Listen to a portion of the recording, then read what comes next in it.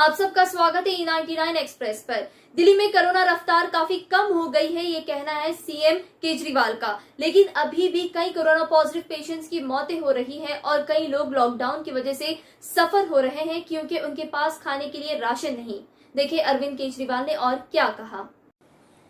दिल्ली में कोरोना की रफ्तार काफी कम हो गई है। पिछले 24 घंटों में दिल्ली में केवल 2200 कोरोना के केस आए हैं। संक्रमण दर भी घट के पिछले 24 घंटों में केवल 3.5% रह गई है। लेकिन इसका मतलब ये नहीं है कि कोरोना का खतरा टल गया, वो अभी भी है।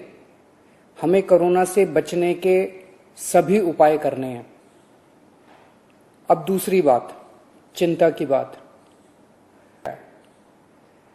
केंद्र सरकार ने युवाओं के लिए जितने वैक्सीन भेजे थे वो खत्म हो गए हैं।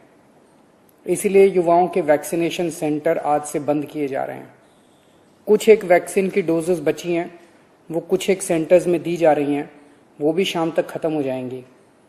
कल से युवाओं के वैक्सीनेशन के सभी सेंटर बंद हो जाएंगे। मुझे बेहद दुख है कि हमें वैक्सीन खत्म होने के कारण युवाओं के वैक्सीनेशन सेंटर्स बंद करने पड़ रहे हैं। हमने केंद्र सरकार को भी लिख के बताया है। केंद्र से हमने और वैक्सीन मांगी है। जैसे ही हमें और वैक्सीन मिलेगी हम फिर से ये सेंटर शुरू कर देंगे।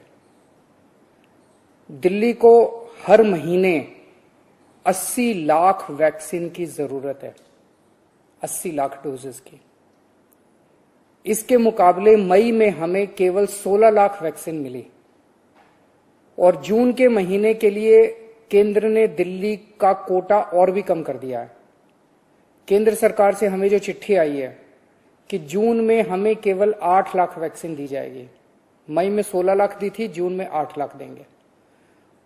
अभी तक हम दिल्ली में टोटल 50 लाख वैक्सीन लगा चुके हैं और दिल्ली के सभी एडल्ट्स को वैक्सीन लगाने के लिए हमें 2.5 करोड़ और वैक्सीन चाहिए। अगर इसी रफ्तार से दिल्ली के एडल्ट्स, अगर इसी रफ्तार से हम चले, 8 लाख वैक्सीन हर महीने मिली तो दिल्ली के एडल्ट्स को ही वैक्सीन लगाने में 30 महीने लग जाएंगे, 30 महीने से भी ज्यादा। तब तक तो न जाने कितनी और कोरोना की लहरें आएंगी, न जाने कितने और लोगों की मौत हो जाएगी।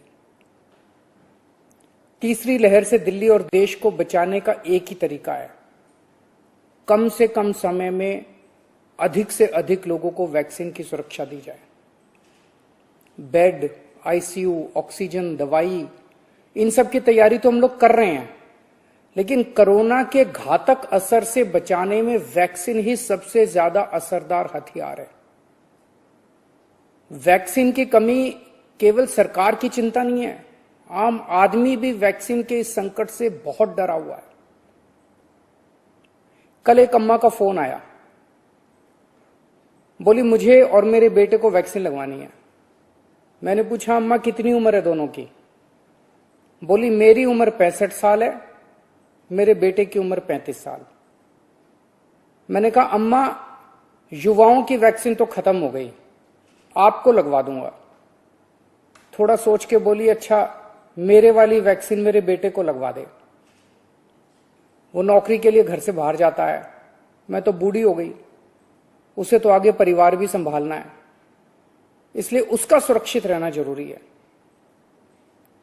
यह सुन के दिल में बहुत पीड़ा हुई। आज वैक्सीन की कमी की वजह से देश में बेहद मुश्किल हालात पैदा हो गए। अगर देश में किसी पिता, किसी बेटे, किसी भाई, किसी मां, किसी बहन के सामने यह धर्म संकट है कि वो खुद वैक्सीन ले या अपने परिवार के युवाओं के लिए छोड़ दे, तो इससे ज्यादा दुखद बात और क्या हो सकती है।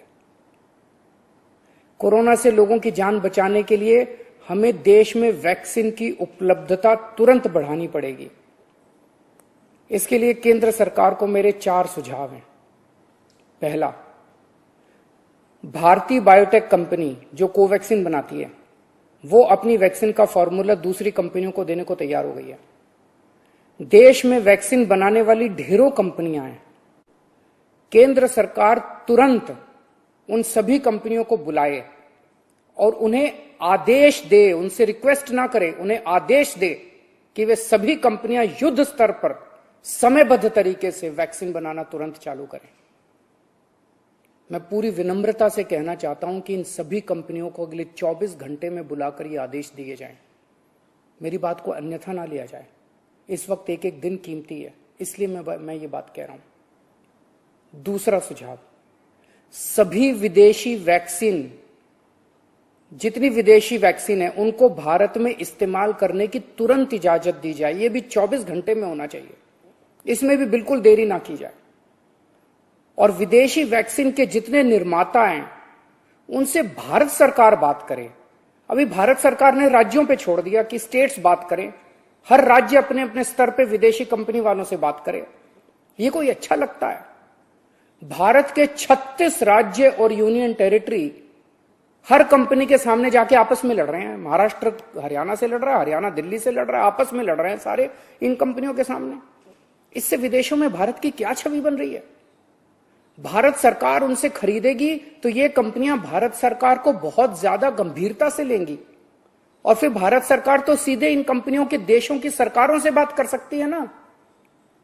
और भारत सरकार जब इन कंपनियों से बात करेगी तो भारत सरकार तो कई 100 करोड़ की वैक्सीन खरीदने की बात करेगी, तो जाहिर है ये कंपनियां भारत सरकार से कहीं ज्यादा अच्छे से बात करेंगी। तो भारत सरकार को इनसे वैक्सीन खरीद के राज्यों में बांट देनी चाहिए। तीसरा सुझाव, कुछ देश ऐसे हैं, पढ़ने में आ रहा है मीडिया में, कि जिन्होंने जरूरत से ज्यादा वैक्सीन जमा कर रखी है।